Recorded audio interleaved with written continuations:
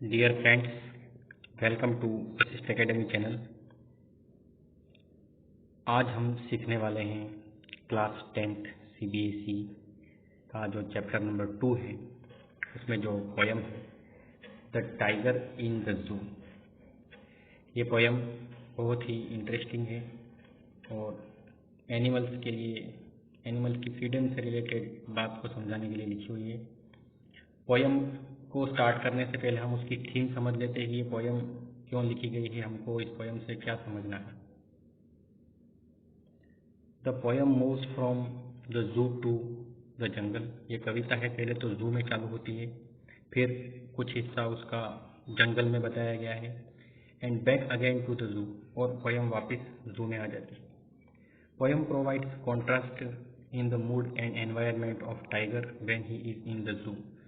Poem है वो हमको किस चीज कॉन्ट्रास्ट प्रोवाइड करती है, मतलब विरोध, कि टाइगर जब जू में रहता है या चिड़ियाघर में रहता है तब उसका मूड कैसा रहता है, और टाइगर जंगल में रहता है तब उसका मूड या काम कैसा रहता है। इन द जू ही हैज नो फ्रीडम।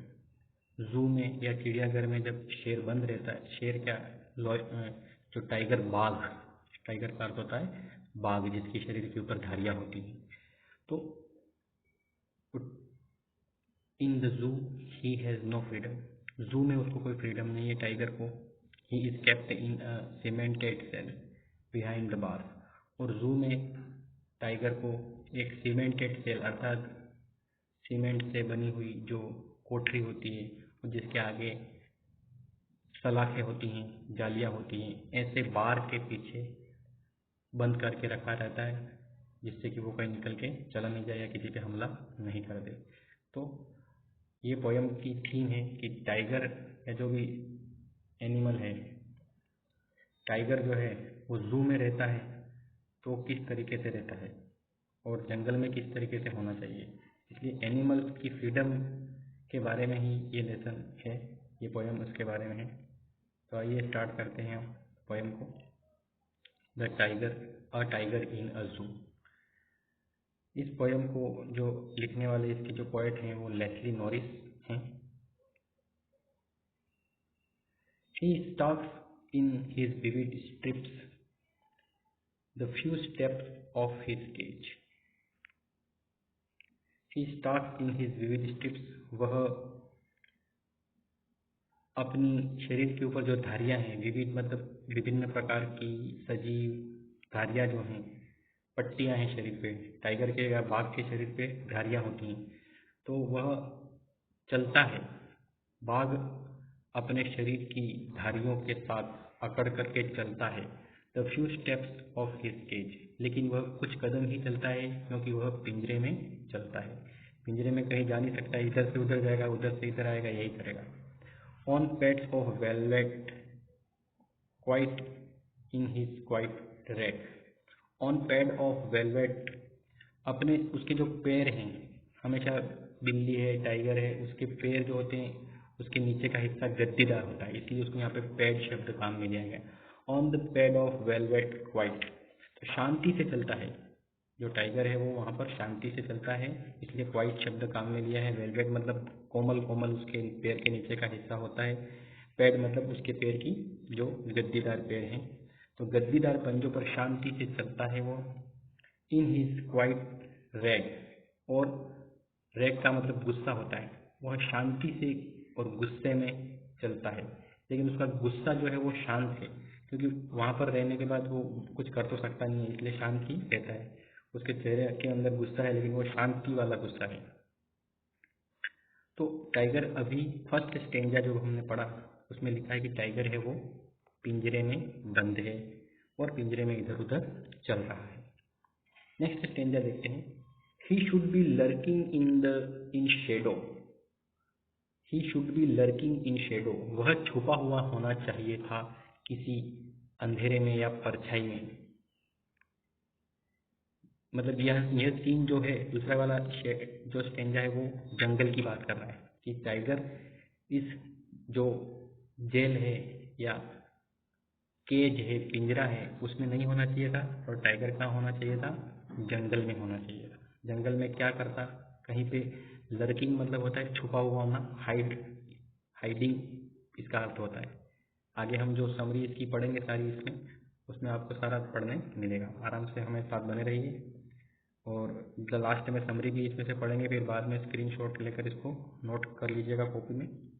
तो ही should B lurking in shadow, वह परछाई में छुपा हुआ होना चाहिए था या वो अंधेरे में कहीं जंगल में छुपा हुआ होना चाहिए था। स्लाइडिंग थ्रू लॉन्ग ग्रास, लंबी लंबी जो घास होती है उसके बीच में वह होना चाहिए था, क्योंकि टाइगर वगैरह शिकार करने के लिए अक्सर घास वगैरह में या कहीं शेडो वाली, छाया वाली या अंधेरे वाली जगह में छिप जाते हैं और दूसरे कोई जानवर आते हैं तो उस पर हमला करके उसको मार देते हैं। तो ये जंगल में रहने का उनका तरीका होता है। नियर द वाटरफॉल, जानवर को या टाइगर को कहाँ छुपा हुआ होना चाहिए था? पानी, जहाँ पर जानवर दूसरे पीने आते हैं उसके होल के आसपास, पानी का जो सोर्स होता है, वाटर होल या पानी का गड्ढा होता है, उसके आसपास टाइगर को छुपा होना चाहिए था। वेयर प्लम्प डियर पास, और पानी का गड्ढा कौन सी जगह? जहाँ पर प्लम्प अर्थात मोटे, फैट, जहाँ पे मोटे डियर वगैरह पानी पीने आते हैं, ऐसी जगह पर टाइगर को छुपा हुआ होना चाहिए था।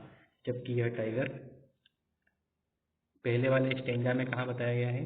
पिंजरे में। तो वास्तव में पिंजरा है वो टाइगर के लिए सही जगह नहीं है, सूटेबल प्लेस नहीं है। टाइगर के लिए जो सूटेबल प्लेस है या रहने की जगह है वो जंगल है।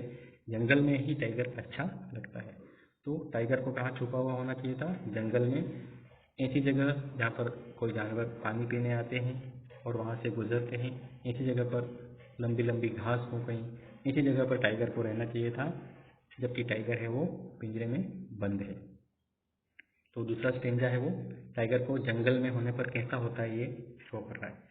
He should be snarling around houses. तीसरे स्टेंजा में इसने बताया कि कोई घरों के आसपास या गांव के आसपास, गांव की बॉर्डर के आसपास टाइगर होना चाहिए था, ऐसा सिखाया जा रहा है। He should be snarling around houses, उसको घरों के आसपास गुर्राते हुए होना चाहिए था। एट द जंगल एज, जंगल की जो बॉर्डर होती है, जंगल EDGE, एज मतलब किनारा या बॉर्डर, जंगल की बॉर्डर या किनारे पर घरों के आसपास गुर्राते हुए उस शेर, उस बाघ या टाइगर को होना चाहिए था। यहाँ पे ही जहाँ पर भी लिखा वो टाइगर के लिए है।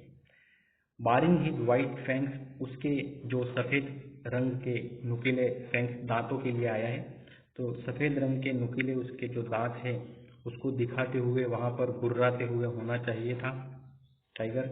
हिज क्लॉज, अपने पंजे को भी दिखाते हुए टाइगर होना चाहिए था। टेरराइजिंग द विलेज, गांव को डराते हुए भी टाइगर होना चाहिए था। तो टाइगर की जो ये थर्ड स्टेंजा में हमको दिखा है कि टाइगर या तो लोगों को डराते हुए जंगल के किनारे पर, गांव के किनारे पर, घरों के किनारे पर होना चाहिए था, तो अच्छी बात है ये। और दूसरा स्टेंजा है उसके अंदर भी हमने टाइगर को जंगल में दिखाया है। तो यहाँ पर उसका मीनिंग भी हम पढ़ लेते हैं। वह घरों के पास से गुर्राते हुए होना चाहिए था, जंगल के किनारे पर होना चाहिए था। मैंने एक एक स्लैश करके हर लाइन को अलग अलग समझा दिया है ताकि आप उस लाइन से जोड़ सको। जैसे तीसरी लाइन है इसमें, वह सफ़ेद नुकीले दांतों को या पंजों को दिखाते हुए टेरराइजिंग द विलेज, गांव को डराते हुए होना चाहिए था। तो 3 स्टेंजा हमने पढ़ लिए। पहले स्टेंजा में टाइगर को केज में दिखाया गया है, सेकेंड स्टेंजा में टाइगर को जंगल में दिखाया गया है, थर्ड स्टेंजा है उसमें भी टाइगर को जंगल के अंदर, लेकिन हाउसेज या विलेजेस की बॉर्डर के पास जो जंगल होता है वहाँ पर गुर्राते हुए होना चाहिए था, ऐसा दिखाया गया है। Now come to stanza number 4। अब हम इस कविता के चौथे स्टेंजा में आते हैं। But he is lock in concrete cell, लेकिन टाइगर वास्तव में जंगल में नहीं है, वह एक कंक्रीट सेल में अर्थात एक जेल में, जो बहुत मजबूत जेल है उसके अंदर बंद है। कंक्रीट सेल यहाँ पर पिंजरे के लिए बताया गया, जिसमें वो बहुत मजबूत पिंजरा है और उसके आगे सलाखें भी हैं, अर्थात लोहे से बनी हुई सलाखें भी हैं। तो but is locked in concrete cell, tiger है वो मजबूत कोठरी में बंद है। His strength behind the bar, behind bar, उसकी ताकत, देखिए यहाँ पे मैंने लिखा है पूरा लाइन टू लाइन, ये जो स्लैश है मतलब लाइन को अलग करने के लिए लिखा है, लाइन टू लाइन उसका हिंदी अर्थ लिखा है मैंने, ताकि आपको पूरी पोएम लाइन बाय लाइन समझ में आ जाए। हिज स्ट्रेंथ बिहाइंड बार्स, उसकी जो ताकत है वो सिर्फ सलाखों के पीछे तक है, वो सलाखों के आगे कुछ नहीं कर सकता क्योंकि वो सलाखों या पिंजरे के अंदर बंद है। सलाखें अर्थात लोहे के सलिए जो जाली होती है पिंजरे में, उसके पीछे वह बंद है, तो ताकत पूरी उसके पीछे, उसके बाहर वो कुछ कर सकता नहीं है। Stalking the length of his cage, stalking का मतलब होता है अकड़ कर चलना। Stalking the length of his cage, stalking मतलब अकड़ करके टाइगर चलता है। लेंथ ऑफ हिज केज, अपने पिंजरे के अंदर चलता है, पिंजरे से बाहर जाने की उसकी ताकत नहीं है। और लास्ट लाइन है इसके अंदर, इग्नोरिंग विजिटर्स, वो जो विजिटर्स आते हैं, जो भी लोग उसको देखने आते हैं चिड़ियाघर में, उसको वो इग्नोर करता है। इग्नोर मतलब ध्यान नहीं देना। तो कोई विजिटर्स उसको देखने आते हैं तो उसकी तरफ ध्यान नहीं देता है, आने जाने वालों की तरफ ध्यान नहीं दे रहा है टाइगर, वह अपनी ही सोच में पड़ा हुआ है। तो कुल मिलाकर हम भी कभी किसी भी जू में या चिड़ियाघर में टाइगर को देखते हैं तो अक्सर वो हमारे में इंटरेस्ट कम लेता है, वो अंदर इधर उधर चक्कर काटता रहता है। तो इसका मतलब ये है कि उसको फ्रीडम चाहिए, लेकिन फ्रीडम नहीं मिलती है तो वो अंदर किसी में इंटरेस्ट नहीं लेता है। तो ये हो गई इसका 4th स्टेंजा, जो कि कहाँ पर है, कॉन्क्रीट सेल में है या केज में है, पिंजरे में है, चिड़ियाघर में है। अब लास्ट और फाइनल स्टेंजा हम देखते हैं कि इस स्टेंजा में क्या दे रखा है। He hears the last voice at night, वह सुनता है रात की आखिरी आवाज़। रात की आखिरी आवाज़ उसके लिए क्या है, बाघ के लिए क्या है, टाइगर के लिए क्या है। द पेट्रोलिंग कार, गश्त लगाती हुई कारें, जो कार गश्त लगाती है या चौकीदारी करती है, उन कारों की आवाज़ों को ये टाइगर सुनता है चिड़ियाघर के अंदर अपने पिंजरे में बैठा हुआ। ही स्टेयर्स मतलब लगातार देखना। He stares, STARES, he stares with his brilliant eyes, वह अपनी चमकदार आंखों से देखता है। एट ब्रिलियंट स्टार, स्टार मतलब तारे, तो जो चमकदार तारे हैं आकाश में, उन चमकदार तारों को वह रात के समय में अपनी चमकदार आंखों से देखता है। और किस समय देखता है, उस समय देखता है जब उसको रात को गश्त लगाती हुई कारों की आवाज़ सुनाई देती है। उस समय वह अपने जो जहाँ पर बंद है, जिस केज में या जिस कंक्रीट सेल में वह बंद है, वहाँ से बैठा बैठा अपनी चमकदार आंखों से चमकदार तारों की ओर देखता है। तो फ्रेंड्स, ये थी हमारी poem a tiger in the जू। तो इनके 5 स्टेंजा हैं, पाँचों 5 स्टेंजा में हमको टाइगर की लोकेशन कहाँ है वो देखना, याद रखना चाहिए। फर्स्ट स्टेंजा में टाइगर केज में है, सेकंड में है वो फॉरेस्ट में है, थर्ड में भी फॉरेस्ट के आसपास बताया गया है, फोर्थ स्टेंजा में टाइगर केज में है और फिफ्थ स्टेंजा में भी टाइगर केज में है। इस तरीके से हमने लेस्ली नॉरिस की ये जो कविता है पूरी वो देखी, और इसका हिंदी एज इट इज़ मैंने line to line Hindi meaning बना के इसमें लिखा है, ताकि आप उसको हिंदी में भी समझ सको और कंसेप्ट क्लियर कर सको। तो सबसे इम्पोर्टेंट चीज़ जिससे कि आप एग्जाम में क्वेश्चन आंसर अच्छे से कर पाएंगे वो है इस पोयम की जो समरी जो मैंने इसके अंदर लिखी है। इस समरी को मैं लाइन बाय लाइन आपको समझाऊंगा। मेरे साथ बने रहिए लगातार, चैनल को सब्सक्राइब करें और शेयर करें और लाइक भी करें, बीच में ही कर लें आप ये, ताकि आप इसे भूल न जाएं। और सबसे इम्पोर्टेंट हमारा पर्पज़ यही है कि आपको ये पोयम अच्छे से समझ में आए और एग्जाम में इसके क्वेश्चन आंसर आप कर पाएँ। तो फ्रेंड्स, ये जो समरी मैंने लिखी है वो आराम से आप इसको समझें, उसके बाद स्क्रीनशॉट लेकर इसको या स्क्रीन को रॉक करके पूरी कॉपी में आप नोट कर लें और इसे बार बार याद कर लें। इससे रिलेटेड जो भी क्वेश्चंस होंगे आप इसको अच्छे से आंसर दे पाओगे अगर आपको समरी पूरी याद है तो रुकिए हमारे साथ और कंटिन्यू इस पोयम को आज ही समझ लीजिए पूरा। आज का काम 1 घंटे बाद या कल के ऊपर मत डालिए, अभी के भी उसको पूरा समझ लीजिए। तो आइए, without wasting time we start understanding the summary of the poem in English. You also memorise it, so let us learn. और वशिष्ठ एकेडमी चैनल को सब्सक्राइब कर लीजिएगा। चलिए अब अपन टॉपिक पे बात करते हैं, a tiger in the zoo poem का जो समरी है उसके ऊपर। The poem moves from zoo to the जंगल, कविता है वो पहले जू में है फिर जंगल में जाती है, जंगल का सीन बताती है जो कि हमने पढ़ लिया है। And back again to the zoo, वापिस लास्ट में हमने देखा था कि पोयम वापिस जू में ही दिखाई जाती है। Poem provides the contrast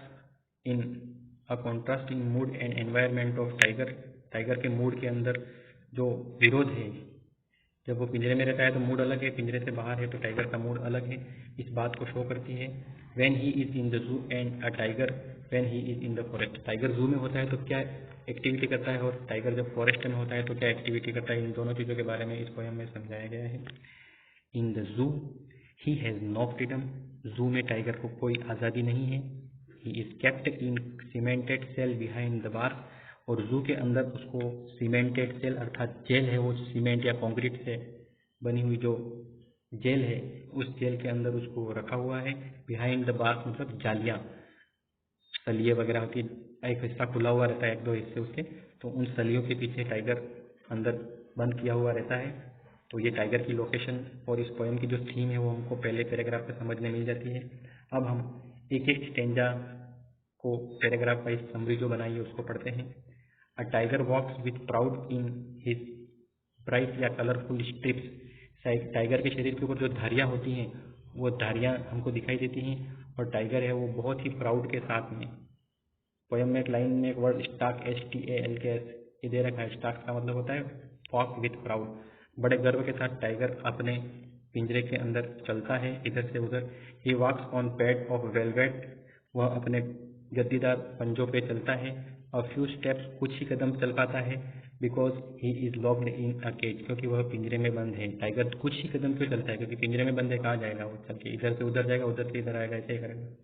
he is in quite anger, वह शांत गुस्से में दिख रहा है, गुस्सा उसके अंदर है वो बाहर नहीं आ पाता है, इसलिए हम इसको कह सकते हैं कि क्वाइट एंगर में है, शांत गुस्से में बैठा है वो।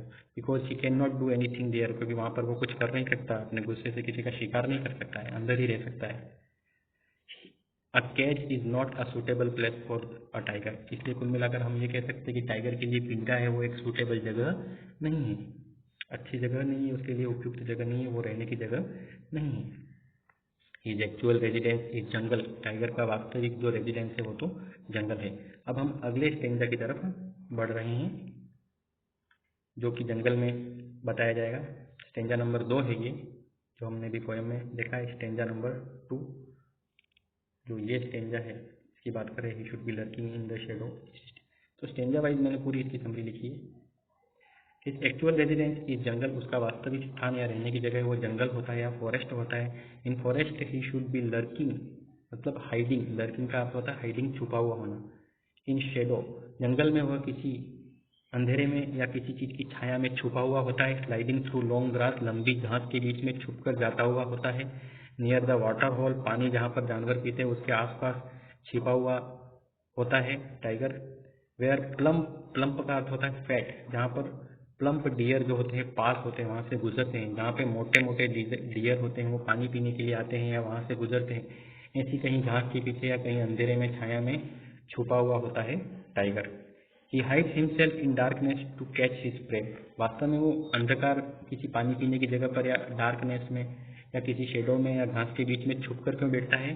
टू कैच हिज प्रे, अपना शिकार, PREY प्रे मतलब शिकार, अपना शिकार पकड़ने के लिए टाइगर जंगल के अंदर इस तरीके से कहीं कहीं छिपकर तो बैठता है। तो वास्तव में टाइगर का जो रहने का जगह, जो रियल जगह है वो जंगल ही है, जंगल में ये एक्टिविटी टाइगर करता है। जबकि ऊपर हमको जो दिखाया है कि टाइगर पिंजरे में है, यहाँ पर ये उसका ओरिजिनल रहने की वास्तविक जगह नहीं है, लेकिन उसको इंसान ने कैद कर रखा है, इसलिए दिखाया गया है। अब हम आते हैं स्टेंजा नंबर 3 पे, उसकी जो समरी है, ये जो स्टेंजा हमने है, he should be snarling around the houses, गुर्राता है वो। तो अब हम देखते हैं, at jungle's border he should be snarling around houses, जंगल के किनारों पर या जंगल की बॉर्डर पर अक्सर वह गुर्राता हुआ दिखाई दिया जा सकता है। Showing his sharp white teeth and his clause, वह अपने नुकीले चमकीले सफ़ेद दांत हैं वो दिखाते हुए गुर्राता है, और अपने पंजे हैं वो दिखाते हुए भी गुर्राता है।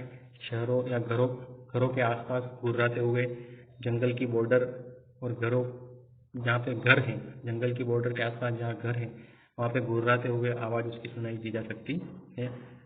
He should B terrorising the village, वह गांव के लोगों को डराते हुए भी देखा जा सकता है। People fear when they feel any tiger is near the border of their area, अक्सर लोग भयभीत हो जाते हैं या डर जाते हैं जब टाइगर होता है, उसकी आवाज़ किसी एरिया में सुनाई देती है, चाहे वो कोई गांव हो या कोई भी इलाका हो, लेकिन जंगल से किसी टाइगर की आवाज़ कभी इंसानों के पास आती है तो वह डर जाते हैं, ऐसा महसूस होता है। तो टाइगर का ये रूप भी अच्छा है कि वह लोगों को डराता हुआ जंगल से, उसकी आवाज़ से लोग डर रहे हैं, या वह जंगल में शिकार करने के लिए कहीं छिप कर बैठा है, जैसा कि हमने पिछले स्टेंजा में देखा। तो टाइगर का ये लाइफ है वो रियल है, और जो पिंजरे में बंद है वो टाइगर की रियल लाइफ नहीं है, नेचुरल लाइफ नहीं है, इसलिए उसको अच्छा नहीं लगता है। अब हम आते हैं पोएम के स्टेंजा नंबर 4 पे, जिसमें वापस टाइगर को कहाँ दिखाया गया है, जेल में, अर्थात पिंजरे में, अर्थात केज में या कॉन्क्रीट सेल में दिखाया गया है। हम वापस से आते हैं अपने स्टेंजा नंबर 4 पे आते हैं और जेल में वापस आ जाते हैं। But he is locked in the concrete cell, ये वाली जो 4 लाइनें हैं उसका जो मीनिंग है वो समरी में बनाया है। But he is locked in a concrete cell, लेकिन टाइगर है वो कॉन्क्रीट सेल के अंदर लॉक करा हुआ है, बंद है। ही can not use his power here, tiger अपनी ताकत यहाँ पर उपयोग में नहीं ला सकता है, इसीलिए लिखा है his strength is behind bars, उसकी ताकत है लेकिन पिंजरे के अंदर जालियों के पीछे है। तो ही can not use his power here, वो अपनी ताकत यहाँ पे काम में नहीं ले सकता है। His strength is useless behind the bars of cage, उसकी ताकत है वो पिंजरे या जालियों के पीछे यूजलेस है, इसकी ताकत कोई काम की नहीं है, वो इस ताकत से किसी को डरा नहीं सकता है, किसी का शिकार नहीं कर सकता है, कहीं भाग नहीं सकता है। ही इज टॉकिंग, स्टॉकिंग मतलब वॉकिंग विथ प्राउड, ये वर्ड 2 बार काम में लिया गया है यहाँ पे, सबसे स्टार्टिंग में भी है, यहाँ पर भी है। तो he is talking with proud, he is walking with proud या स्टॉकिंग, दोनों में से एक आप काम में ले सकते हो। He is stalking in the cage, वह पिंजरे के अंदर अकड़ कर चल रहा है। And not paying any attention to the visitors, और उसको देखने आने वाले जो भी लोग हैं पिंजरे के आसपास घूमकर उसको देखें, उन लोगों की तरफ कोई अटेंशन नहीं दे रहा है, कोई ध्यान नहीं दे रहा है, वो टाइगर मतलब उनको इग्नोर कर रहा है। और फाइनल और लास्ट स्टेंजा जिसमें हमने देखा था कि he hears the last voice at night, the patrolling cars and the stars with his brilliant eyes at brilliant stars। तो ये वाला जो स्टेंजा है, वह बाघ रात की आखिरी आवाज़ सुनता है गश्त लगाती हुई कारों की और अपनी चमकदार आंखों से देखता है चमकदार तारों की। और तो इस जो लाइनों का समरी है या मीनिंग है वो इंग्लिश में ऐसे लिखा है, at night he hears the last voice of patrolling cars, patrolling car या गश्त लगाती हुई जो टूर करने वाली कार होती हैं, उन कार की आवाज़ जो है वो रात के आखिर में, वो आखिरी आवाज़ है वो सुनता है रात को। हिज आइज आर ब्रिलियंट, उसकी आंखें चमकदार हैं। He is looking at shining stars with them, और वो अपनी चमकदार आंखों से चमकदार तारों को देख रहा है। तो फ्रेंड्स, ये थी पूरी इस अ टाइगर इन द जू नाम की पोएम की समरी और उसका स्टेंजा वाइज एक्सप्लेनेशन। इसको आप नोट करें, समझें, पढ़ें, बार बार रिवाइज करें, वीडियो को देखें, इससे आपको पोएम पूरी माइंड में फिट हो जाएगी। स्टेंजाज भी अब आपको स्क्रीन पे दिख रहे हैं, हिंदी मीनिंग भी दिख रहा है और इंग्लिश में भी दिख रहा है। तो इंग्लिश का जो भी है उसको आप चाहें तो स्क्रीनशॉट ले सकते हैं।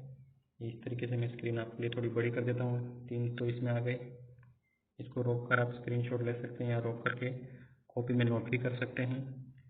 याद रखिएगा, जो काम आज का है उसको आज ही ख़त्म कर दें, इससे आपका जो पढ़ाई है वो बहुत ही जल्दी कोर्स या टारगेट आपका पूरा हो जाएगा। आइए देखिए इसके जो लास्ट में जो पैराग्राफ 3 बनाए हैं उसको भी मैं आपको सामने रख रहा हूँ। इसको रोक करके नोट कर लें या स्क्रीनशॉट भी आप इसका ले सकते हैं। और फ्रेंड्स, एक बात और ध्यान रखिएगा, वशिष्ठ एकेडमी जो चैनल है एजुकेशन के लिए, आपकी हेल्प के लिए है, तो इसे ज़रूर आप सब्सक्राइब करें और शेयर करें ज़्यादा से ज़्यादा फ्रेंड्स सर्कल में, ताकि दूसरे स्टूडेंट्स भी इसका बेनिफिट ले सकें।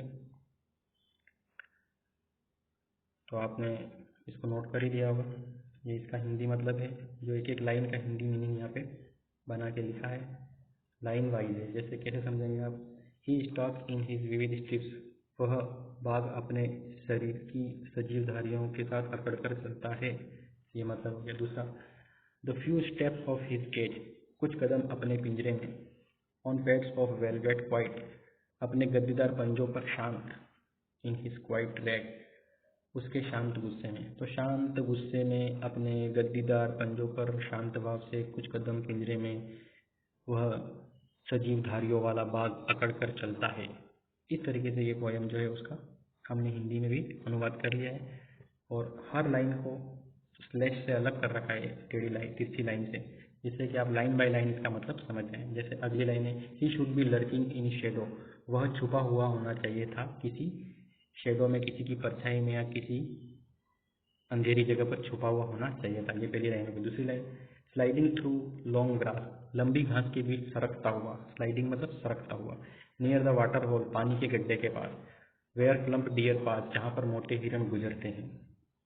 ही should be snarling around houses, वह घरों के आसपास गुर्राते हुए होना चाहिए था।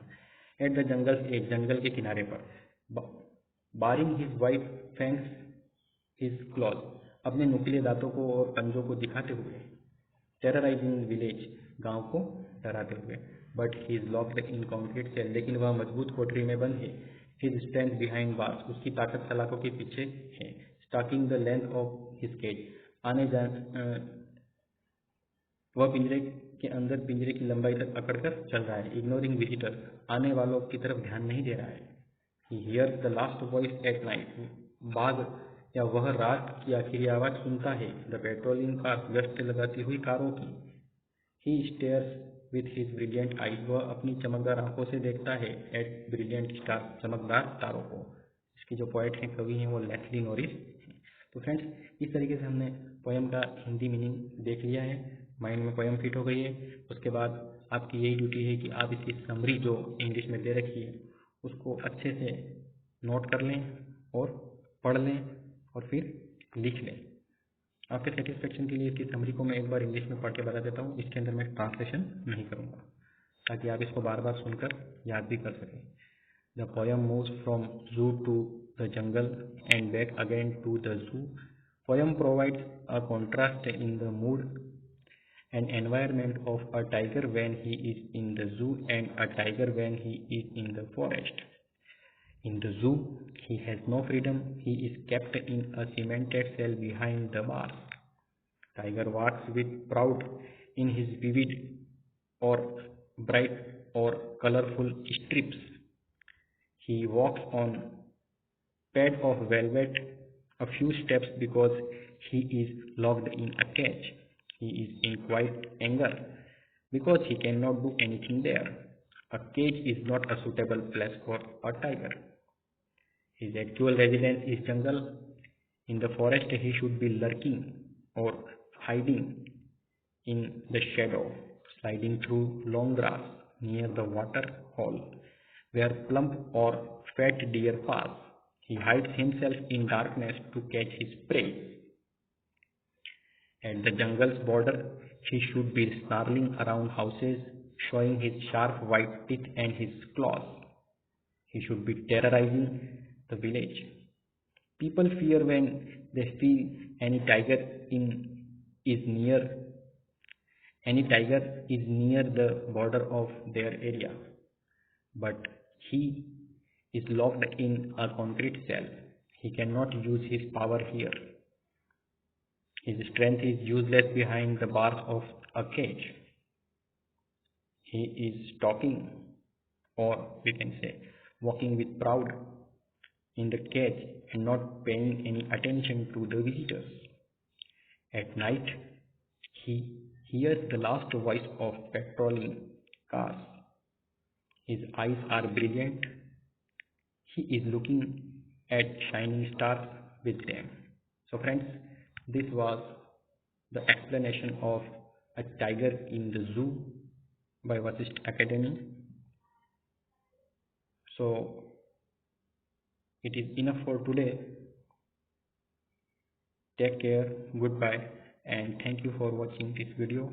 And finally, I can request you that you like the channel or subscribe the channel or share the video to your friends. Okay, once again thank you very much for watching this video. मिलते हैं next video में, जो कि हम अगले इसके अंदर lesson बनाते रहेंगे कोई न कोई आपके लिए। कंटिन्यू बने रहिएगा चैनल के साथ में, आपके लिए कुछ न कुछ इम्पोर्टेंट चीज़ें इसमें अवेलेबल होंगी। ग्रामर का मटेरियल वगैरह भी इसमें बहुत सारा आपके लिए हमने बना रखा है। तो वीडियो के जो भी चैनल है, चैनल के अंदर अगर वीडियोज़ हैं उसको खोल के देखें और आप पढ़ सकते हैं सब चीज़ों को। Okay, thank you very much, good bye.